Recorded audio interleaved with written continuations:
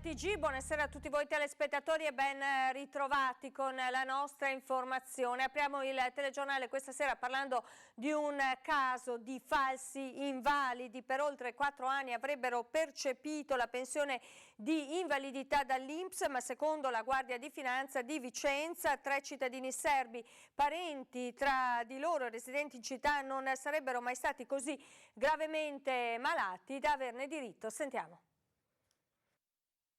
Avevano presentato certificati per gravi invalidità, cecità assoluta, cardiopatia e menomazioni mentali che in genere impediscono del tutto o in parte lo svolgimento di qualsiasi attività lavorativa. 3 cittadini serbi di 69, 66 e 40 anni, 2 donne e un uomo, residenti a Vicenza e appartenenti allo stesso nucleo familiare, non avrebbero però detto la verità e per anni avrebbero percepito la pensione di invalidità INPS indebitamente, secondo quanto scoperto dai finanzieri del comando provinciale di Vicenza. Sono stati denunciati per truffa aggravata e su provvedimento del Tribunale le Fiamme Gialle gli hanno perciò bloccato i conti correnti bancari e un immobile a Sarego per un totale di 90.000 euro. Le Fiamme Gialle vicentine, coordinate dalla Procura della Repubblica, hanno pedinato i 3, effettuato sopralluoghi, acquisito informazioni e documenti negli uffici pubblici, recuperate e studiate da medici le loro cartelle cliniche. Gli esiti hanno messo in evidenza l'incoerenza tra le patologie sofferte dai 3 indagati e il loro stile di vita. Risultato: le pensioni sono da considerarsi illegittimamente percepite fin dal 2015 e i beni mobili e immobili personali bloccati. E sempre le Fiamme Gialle hanno scoperto una discarica abusiva nella zona di Cabianca a Chioggia, mentre a Pellestrina è stata trovata una barca abbandonata che sversava carburante in mare.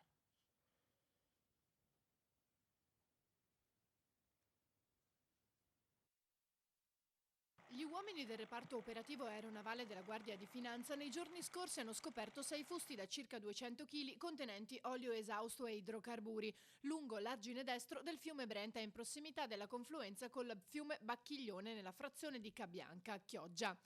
A quel punto i militari hanno delimitato l'area interessata, procedendo poi per il reato di abbandono incontrollato di rifiuti e distruzione e deturpamento di bellezze naturali a carico di ignoti. La zona sequestrata, di circa 50 metri quadri, risulta di proprietà del demanio pubblico dello Stato, ma sono in corso ulteriori approfondimenti per l'accertamento delle responsabilità. Negli stessi giorni l'elicottero della sezione aerea di Venezia ha individuato un motopeschereccio ormeggiato nel canale di Pellestrina che disperdeva liquido, presumibilmente idrocarburo. I finanzieri sono intervenuti per procedere all'identificazione dei responsabili e contestare al momento l'abbandono di rifiuti. Gli esami tossicologici su Alberto Antonello, che si trova ora in chirurgia a Castelfranco Veneto, hanno dato esito positivo, ma non dimostrano che il ragazzo fosse stato sotto l'uso di sostanze stupefacenti mentre guidava. Intanto le ceneri della fidanzata Giulia Zandarini sono state portate questa mattina al cimitero di Salvarosa. Un cesto di rose rosse e 2 parole, tuo Alberto, quasi a sigillare un amore finito troppo presto e nel peggiore dei modi. Ora Giulia Zandarina riposa qui nel cimitero di Salvarosa, 2 passi dall'ospedale San Giacomo, dove Alberto si trova ricoverato in chirurgia fuori pericolo di vita. Gli esami tossicologici hanno dato esito positivo, rilevando, seppure con valori contenuti, la presenza di cannabinoidi. Questo però non significa che il ragazzo fosse sotto effetto di stupefacenti al momento dell'incidente, quella tragica notte di Halloween. Tracce possono restare nell'organismo per settimane, anche più di un mese. Intanto le ceneri della ragazza sono state salutate con un'ultima straziante cerimonia con familiari e pochi intimi. È stato un momento di grande intimità, un momento di grande dolcezza anche, pur nella tragedia, ma è sempre in questo tentativo di guardare oltre e di dare sempre questo abbraccio che è importante. E l'abbraccio di Castelfranco è stato corale e continuerà a esserlo. Sabato prossimo, il 16, si terrà la tradizionale fiaccolata per le vittime della strada, ma quest'anno ci sarà un ricordo per Giulia, una lettera delle amiche. E anche lì cercheremo di dare speranza ai genitori che hanno perso i figli, ma anche di dire con forza che non si scherza con la vita, è il dono più grande che uno ha e la vita deve rimanere un dono per essere donato agli altri. Restano trincerati dietro il loro dolore i familiari, chiusi a San Floriano i balconi blu della casa della mamma di Giulia, Renata, mentre il papà di Alberto, Franco Antonello, preferisce non rilasciare dichiarazioni.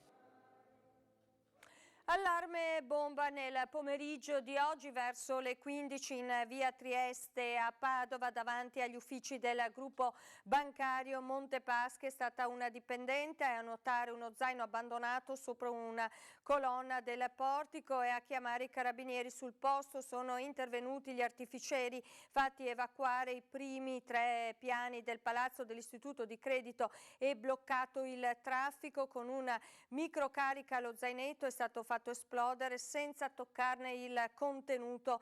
Dentro c'erano alcuni abiti, una bibita e qualche libro. Probabile che a lasciarlo abbandonato sia stato uno dei numerosi senza tetto che dimorano in zona. In una mezz'ora tutto è tornato alla normalità in città.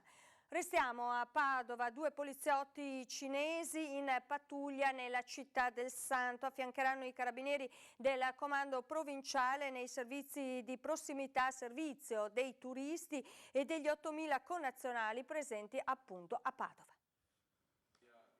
Poliziotti cinesi di pattuglia per le strade di Padova. Arrivati mercoledì sera in città, Bai Wenchao e Ludi saranno in servizio al fianco dei carabinieri fino al 23 novembre. Per la prima volta la città del Santo entra a far parte di un programma di scambio tra le forze dell'ordine italiane e cinesi, operativo da 4 anni che ha già toccato Venezia in Veneto. Operazioni di prossimità, quelle loro affidate, spiega il comandante provinciale dei carabinieri. Saranno orientati soprattutto nel centro cittadino perché lo scopo è quello di essere vicini ai possibili turisti, insomma, cinesi, visto che Padova è una città sicuramente dalla forte attrattiva. Ne approfitteremo da questo punto di vista perché già c'è un ottimo rapporto con la comunità cinese su Padova che supera le 8.000 unità circa. Approfitteremo, dicevo, di questa presenza per stringere ancora di più i rapporti. I 2 agenti arrivano dalla città di Chongqing, 30 milioni di abitanti, e di Shanghai, 25 milioni di abitanti. Oltre ai luoghi turistici entreranno anche 3 negozi del centro ingrosso Cina. Loro vestiranno la loro uniforme di servizio, non saranno armati ovviamente perché operano in un territorio straniero, però voglio dire lavoreranno con noi a stretto gomito. Perfetto inglese per entrambi, Bai Wenchao parla anche l'italiano. Siamo venuti ieri sera e poi la sera siamo andati alla stazione vicino qui per fare le cose, per visitare, per conoscere la città di Padova, perché è la prima volta che loro vanno a Padova. L'indagine sulle infiltrazioni mafiose saranno settimane decisive per il futuro del comune di Eraclea. Il percorso che potrebbe rendere Eraclea il primo comune veneto sciolto per mafia è iniziato. Dopo il terremoto di 50 arresti e 82 provvedimenti che mesi fa avevano portato la cittadina alla ribalta della cronaca nazionale e parallelamente al processo, la relazione della Commissione di accesso in comune è arrivata in queste ore sul tavolo del prefetto di Venezia Vittorio Zappalorto. Questi avrà 45 giorni di tempo per trasmettere a Consiglio dei Ministri e Ministero dell'Interno la decisione finale, attesa quindi a ridosso di Natale. In questi mesi il dibattito sulla presenza di associazioni criminali attive nell'area e più in generale in Veneto è entrata anche nell'agenda della Commissione parlamentare antimafia. Inizia ad essere opinione diffusa che l'esistenza di questi fenomeni malavitosi sia tale da non poter essere più definita semplicemente infiltrazione ma radicamento. A stretto ridosso dall'operazione delle forze dell'ordine che aveva portato all'arresto tra gli altri del sindaco Mirko Mestre, era stata promossa in paese una manifestazione per la legalità organizzata dai sindacati che ora, come tutti da Eraclea a Venezia, attendono con ansia di conoscere l'esito della relazione. Non è un problema nei confronti di Eraclea, è un problema di legalità che deve essere garantito in tutto il nostro territorio. Quello che naturalmente noi ci aspettiamo è di avere un quadro chiaro di quello che è successo, di quella che è stata l'attività di questi anni e capire poi evidentemente cosa succederà. Ripeto, però il problema è che dobbiamo affrontarlo non solo per Eraclea ma per tutto il territorio della nostra provincia laddove eventualmente ci sia. C'è una breve pausa, torniamo tra pochissimo con Focus TG.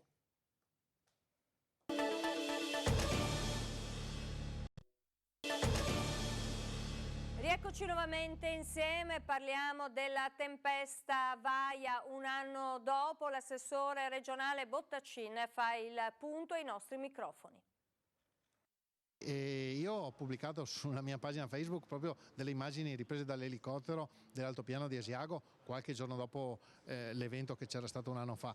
Devastante, impressionante, abbiamo avuto 28.000 ettari di bosco schiantati, una buona parte anche nell'altopiano di Asiago, quindi non solo nel Bellunese, e si è intervenuti già, quasi il 90% del legname è stato già venduto, non è ancora stato totalmente rimosso perché ovviamente servono anche le imprese che vanno a rimuoverlo e in alcune situazioni è complicato proprio tecnicamente, in altre le imprese che si sono aggiudicate il legname ovviamente fanno fatica a starci dietro perché ce n'è talmente tanto che il lavoro è complesso. Fra l'altro è un lavoro molto molto delicato, purtroppo si registrano anche degli infortuni anche gravi su questo fronte, quindi dobbiamo tenere alta l'attenzione al massimo.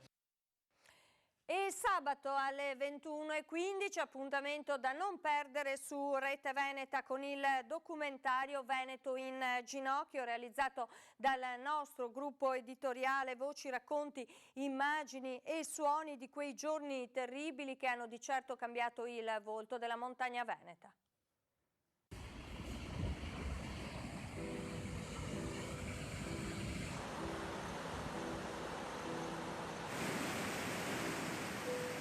Queste sono le terribili immagini che si sono impresse negli occhi e nel cuore dei veneti quando, fra il 27 e il 29 ottobre del 2018, la tempesta Vaia si è scatenata sulla regione, cambiando completamente il volto alla montagna veneta.